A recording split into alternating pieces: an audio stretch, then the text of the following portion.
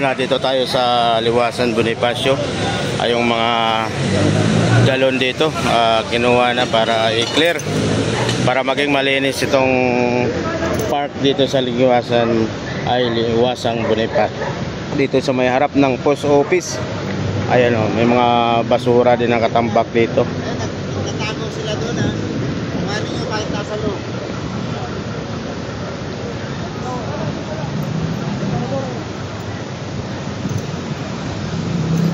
Kasama natin ang Task Force PDO.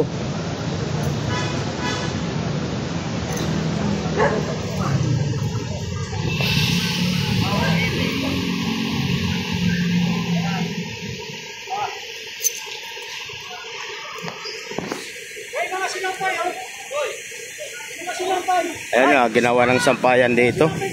Ayan.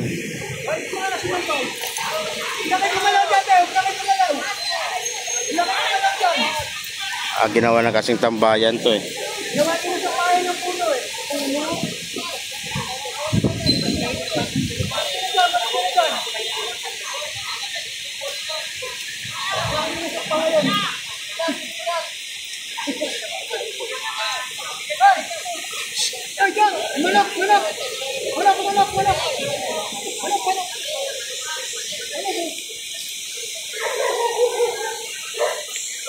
Ayan yung mga karton dito. Kinuha na para maging malinis itong pasyalan dito sa Liwasan Bonifacio.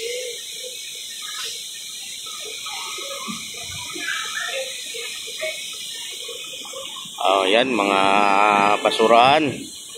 Kasi ginawa na itong tambayan din. Kaya noon, tignan nyo naman, napaka rumi.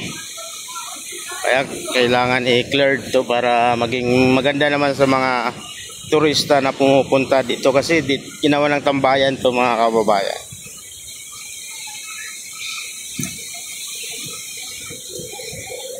Ginawa na din ng tulugan ng mga dweller.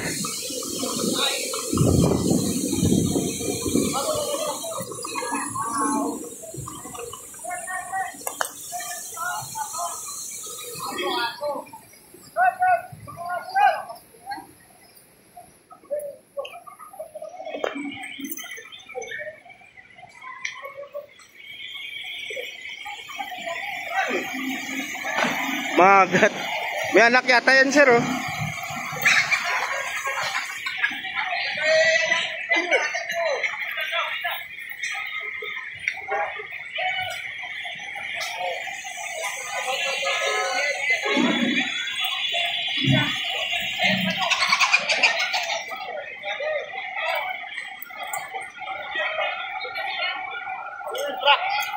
Sabi pa pasok di plastic.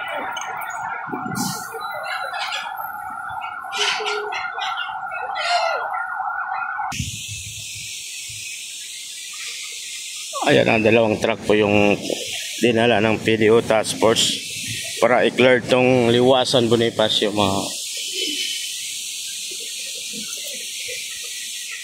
Kasi marumi na talaga din ito eh. Ginawa ng tirahan ng mga dwellers. Kaya utos ng bagong mayor natin na linisin ang buong Maynila. Kita yun naman, napakakalat po.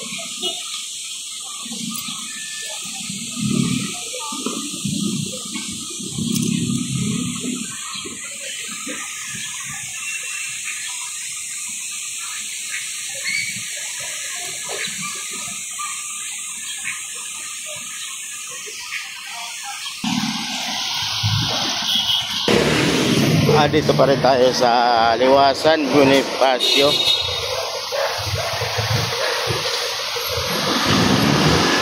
Ayan. Ginawa yung mga tulugan ng mga dwellers dito. Dito yan sa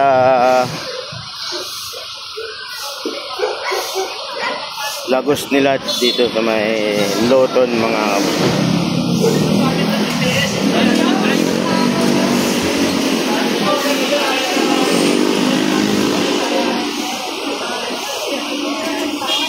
Ayan o.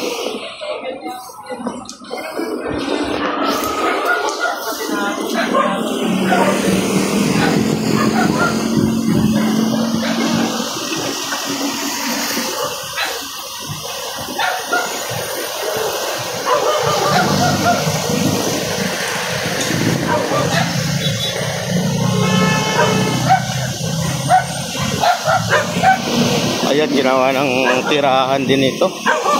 Kaya naging marumi din ito eh. Dahil ginawang tirahan, dami pa mga aso. Ayan na, kinuha na yung mga upuan. Lahat ng mga kalat dito.